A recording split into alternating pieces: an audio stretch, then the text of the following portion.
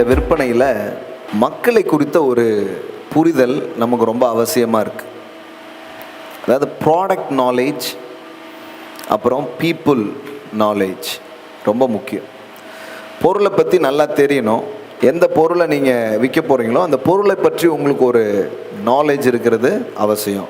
நல்லா இருக்குங்க வாங்கிக்கோங்க, நல்லா இருக்குங்க வாங்கிக்கோங்க, இப்படியே சொல்லிகிட்டு இருக்கக்கூடாது. நிறைய பேர் பார்த்தீங்கன்னா அதுதான் சொல்லுவாங்க, நல்லா இருக்குது வாங்கிக்கோங்க, அப்படி சொல்லாதீங்க. அது ஏதோ நீங்கள் கொஞ்சம் அழுத்துறீங்கிறதுக்காக வாங்கிக்குவாங்க, அதுக்கப்புறம் என்ன பண்ண மாட்டாங்க, வாங்க மாட்டாங்க. ஸோ ப்ராடக்ட் நாலேஜ் ரொம்ப ரொம்ப முக்கியமாக இருக்குது. அதை எடுத்துக்கோங்க.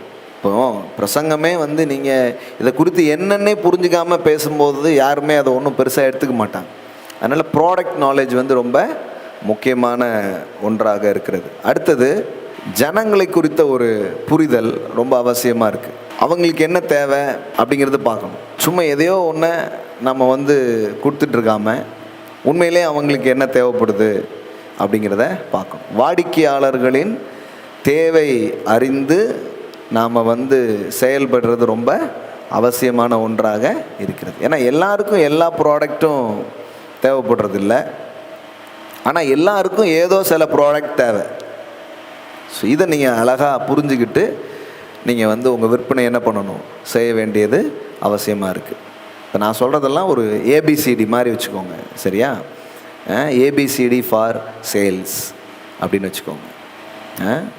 ஏன்னா இந்த சின்ன விஷயங்கள்லாம் சிலர் என்ன பண்ணியிருப்பாங்க, மிஸ் பண்ணிவிடுவாங்க. அப்புறம் பார்த்தா ஒன்றுமே நடக்கலை அப்படின்னு வருத்தப்பட்டு இருப்பாங்க. நீங்கள் அப்படி வருத்தப்படாதீங்க.